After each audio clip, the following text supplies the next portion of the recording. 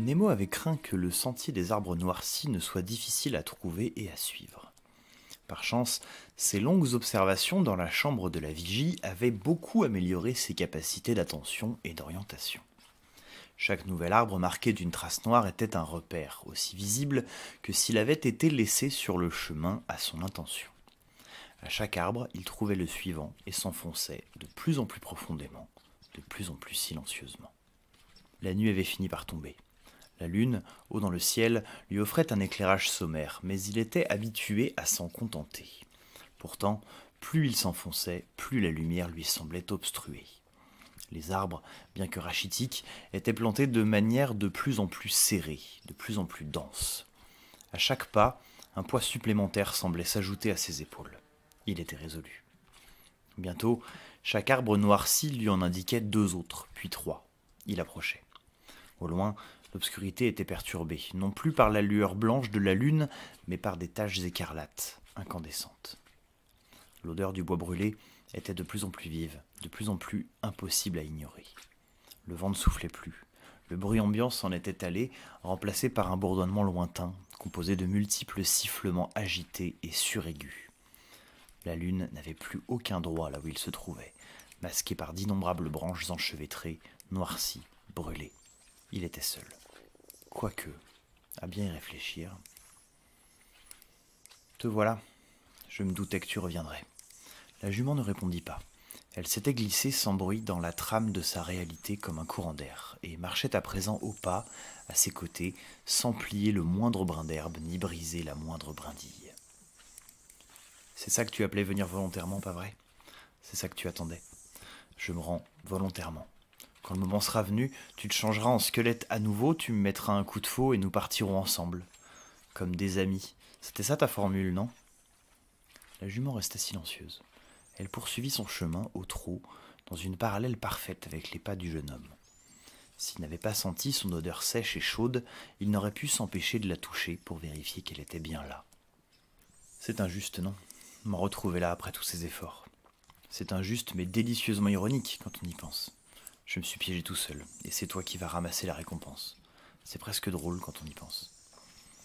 Les lueurs incandescentes, ponctuelles et éparpillées quelques instants auparavant, formaient désormais un unique halo, étendu et nuancé, du blanc au rouge.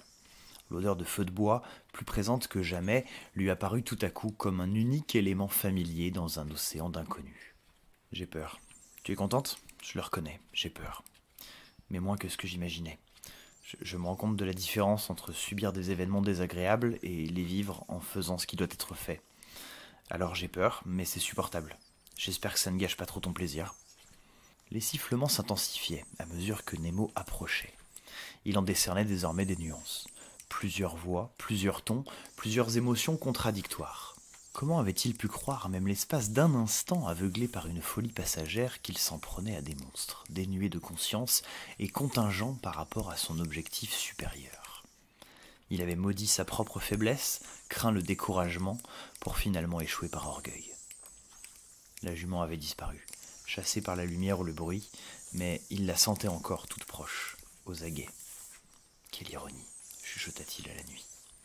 Encore quelques mètres, 2 arbres liés par des branches comme une arcade, il la franchit comme on passe le seuil d'une porte, et entra dans le halo du plus grand des feux, lanterne surnaturelle au milieu d'une clairière obscure. Un grand nombre de scorpiros étaient là, éparpillés, à lever instinctivement leurs pinces et à siffler avec agressivité. Il n'y prêta pas attention, se dirigeant directement auprès du feu où il s'assit. De l'autre côté du brasier, la plus grosse de toutes les créatures lui faisait face. Dotée d'une pince unique, l'autre manquait à un moignon chitineux et d'un rouge plus sombre, presque bordeaux. Sa tête triangulaire était ridée, expressive.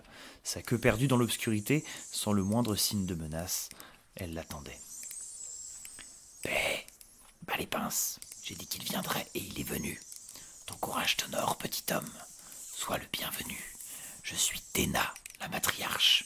Nous avons, comme tu le sais, une fâcheuse affaire à régler. » Sa voix était un assemblage étonnamment compréhensible de sons humains et de sifflements gutturaux. « Je n'ai que 2 conditions.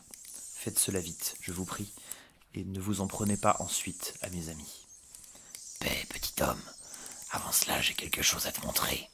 Axine, viens ici, je te prie. » Dans l'ombre, une forme rampante s'approcha jusqu'à être visible dans le halo du feu. Nemo fit de son mieux pour retenir son tressaillement. Il l'avait vue à peine quelques heures auparavant, s'était battu contre elle et lui avait même tranché la queue. La créature de cauchemar qu'il avait alors cru combattre était déjà méconnaissable. Affaibli, rachitique, vulnérable. Nemo s'émut, malgré lui, de ce qu'il avait en face de lui.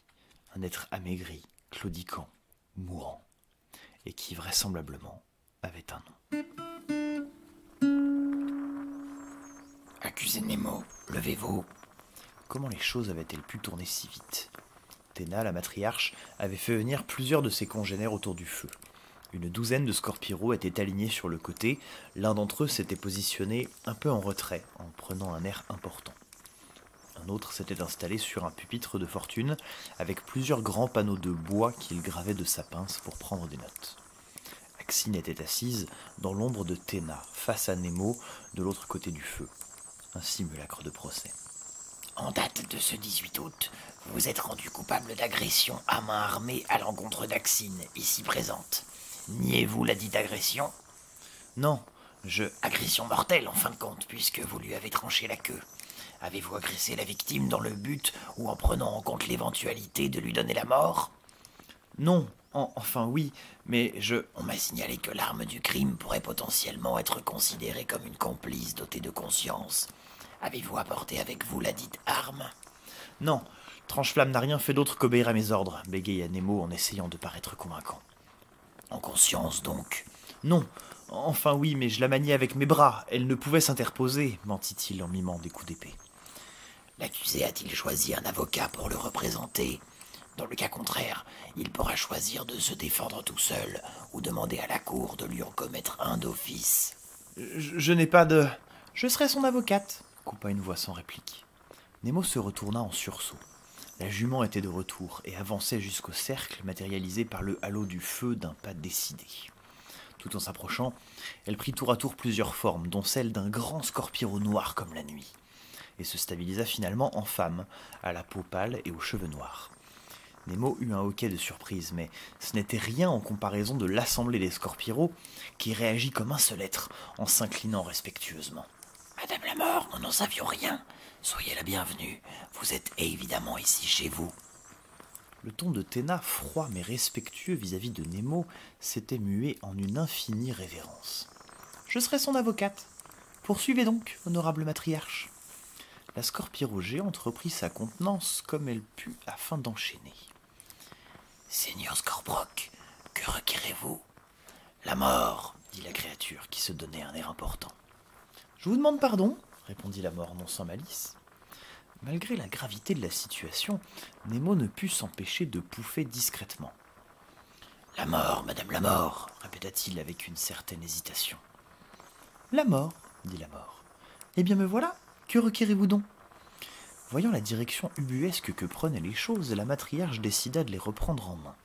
« Madame la mort, sauf votre respect, le Scorproc requiert que l'accusé Nemo, ici présent, soit exécuté en punition de son crime. » La réponse fut donnée d'un ton poli, mais ne trompa personne. « Madame la matriarche, je me permets de vous rappeler que, même ici sur vos terres, la cour n'a pas autorité sur moi en tant que mort. Cette prérogative m'appartient, à moi et à moi seul, toujours en tant que mort. En tant qu'avocate, cependant, je me permets respectueusement de vous signaler que mon client a agi motivé par d'excellentes raisons. Raison qu'il n'a pas encore eu l'occasion de livrer à la cour. Je vous demande l'autorisation de l'interroger, ici et maintenant, sur le sujet. » Madame la mort, je vous prie d'excuser le Scorproc pour la maladresse de son réquisitoire, qui ne visait nullement à vous astreindre à une autorité dont il ne dispose pas. Avocate, autorisation accordée. « Accusé Nemo, levez-vous, » reprit la mort d'un ton autoritaire. Il était déjà debout et se contenta donc de le rester. « Racontez-nous donc les circonstances de l'agression. » Nemo s'exécuta du mieux qu'il put, sans oublier d'occulter la responsabilité de Tranche-Flamme. « Qu'avez-vous cru voir, accusé Nemo ? De manière concise, je vous prie. »« J'ai vu les scorpiros détruire sciemment la forêt en s'en prenant à un arbre. » Des huées de sifflements s'élevèrent de l'assistance, dans le halo du feu et même au-delà. Ils devaient être nombreux dans l'ombre à écouter fiévreusement l'audience. Accusé Nemo, pensiez-vous donc que la victime, Axine, ici présente, s'en prenait à un arbre de la forêt dans le but explicite de le dégrader? Oui, répondit-il honnêtement. Les huées et les sifflements redoublèrent. Accusé Nemo, ignoriez-vous donc que les scorpiros se nourrissent essentiellement de fruits? Je l'ignorais. Que la consommation d'arbres est plutôt néfaste à leur santé, mais qu'ils n'ont d'autre choix que de s'en contenter quand les fruits viennent à manquer, comme c'est actuellement le cas, compléta-t-elle en désignant les arbres morts environnants d'un geste du bras. Je l'ignorais. Qu'en outre, même quand la forêt est en bonne santé et que tous les fruits sont en abondance, les scorpiros sont tenus à la responsabilité d'aider certains arbres mal portants à achever leur vie afin de renaître, laissant ainsi les nutriments de la terre aux arbres les plus vigoureux. J'ignorais tout cela, acheva-t-il dans un souffle. Les huées redoublèrent encore, jusqu'à ce que la mort les fasse taire d'un simple geste. Madame la juge, les choses me semblent claires. Le crime de l'accusé est aussi odieux qu'incontesté. Il semble cependant tout aussi incontestable que ses intentions n'étaient pas malveillantes. Mon client est coupable de méconnaissance, de préjugés, d'emportement et de maladresse. Il est coupable de scorpicide, oui, mais en aucun cas volontaire, et en aucun cas par cruauté. Mon client a cru défendre une vie fragile, une cause qui lui est chère, et sa méconnaissance l'a mené à un geste cruellement malheureux. Regrettez-vous le décès inéluctable de la victime, la dénommée Axine, ici présente ? Nemo, les larmes aux yeux, chercha du regard la petite créature mourante et, avec une grande sincérité, déclara « Oui, je le regrette. Je suis désolé, je ne savais pas. Ce que j'ai fait est odieux, et je donnerai tout pour revenir en arrière. Je te demande pardon. » Axine soutint son regard et sembla lui sourire tristement. « Dénommée Axine, demanda la mort avec douceur. Acceptez-vous ces excuses et croyez-vous en leur sincérité ? Axine sifflota d'une voix faible et baissa légèrement la tête comme pour acquiescer. Voilà qui tombe bien. En tant que mort, je n'ai pas l'intention d'exécuter l'accusé. En tant qu'avocate, je demande une nouvelle réquisition au Scorproc. Celui-ci, déstabilisé, chuchota quelque chose à l'oreille de Téna, qui lui répondit bientôt de la même manière. Ils échangèrent ainsi plusieurs séquences de sifflements de plus en plus courtes, avant de vraisemblablement tomber d'accord. « Madame l'avocate, madame la matriarche, messieurs, dames les jurés, je requiers le remplacement, » annonça le Scorproc.